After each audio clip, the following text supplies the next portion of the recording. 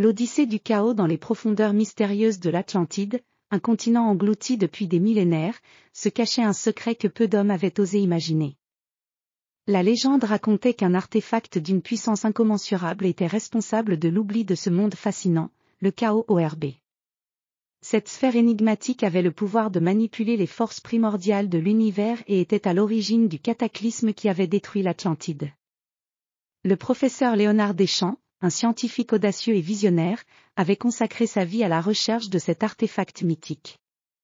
Son obsession était telle qu'il en avait négligé sa famille et ses amis. Avec ses cheveux grisonnants et son regard perçant, il se distinguait par sa détermination inflexible. Accompagné de son fidèle assistant, Georges Laval, il entreprit un voyage périlleux à travers les océans pour retrouver l'artefact. Leur expédition fut marquée par des tempêtes terrifiantes et des mers déchaînées, mais leur ténacité les mena finalement jusqu'à une île mystérieuse, cachée au cœur de l'océan Atlantique. L'île, entourée de brumes épaisses, semblait respirer une aura de mystère et de danger.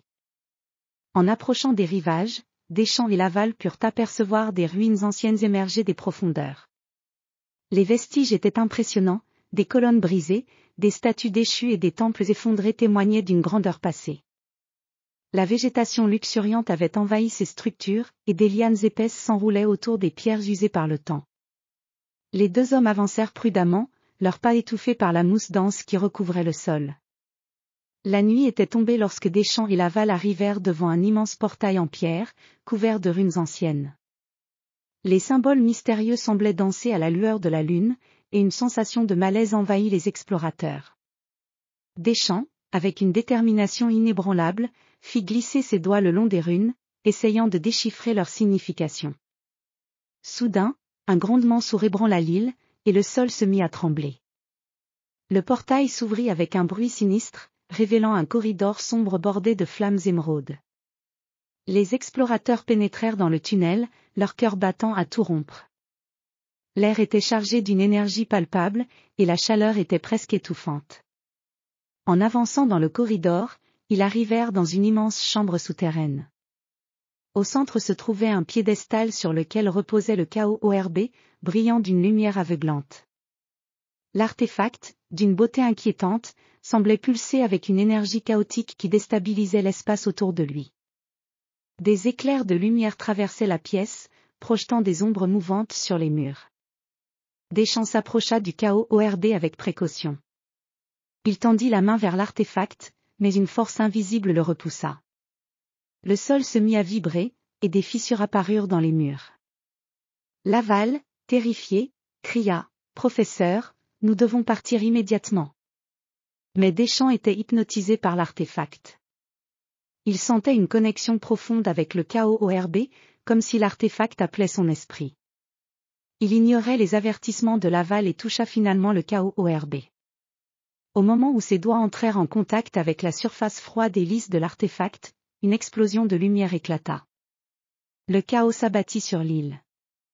Les ruines antiques commencèrent à se déformer, les colonnes se tordant et les statues se brisant en mille morceaux. Le sol se déroba sous les pieds de Deschamps et Laval, les emportant dans un tourbillon de lumière et d'énergie. Ils furent projetés dans une dimension parallèle, un monde où les lois de la physique semblaient suspendues. Dans cet espace surréaliste, le temps et l'espace étaient déformés. Des formes étranges flottant dans une mer d'éclairs lumineux semblaient se mouvoir en une danse chaotique. Deschamps et Laval se retrouvaient plongés dans un tourbillon d'émotions et de visions déconcertantes. Ils voyaient des paysages fantastiques se transformer instantanément, des océans de feu se mélanger à des glaciers d'émeraude, des créatures mythiques apparaître et disparaître dans une série de mouvements rapides. Ils comprirent alors que le chaos ORB ne se contentait pas de manipuler la réalité, il était la source même du chaos dans cet univers. Leur esprit vacillait sous la pression des forces incontrôlables qui les entouraient.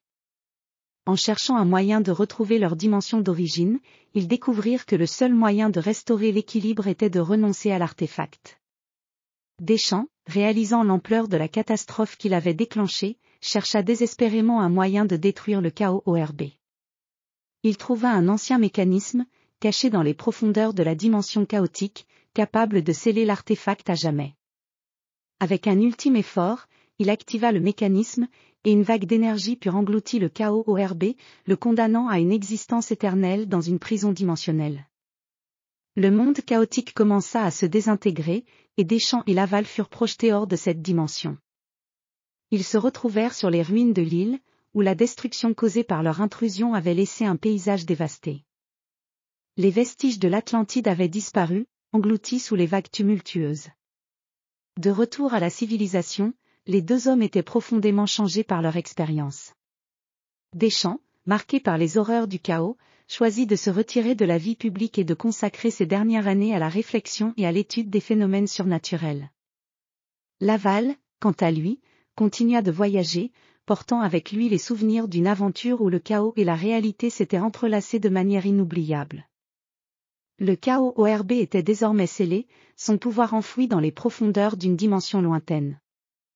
Mais les échos de cette aventure persistaient, rappelant à tous que certaines forces étaient mieux laissées inconnues, enfouies dans les mystères des âges passés.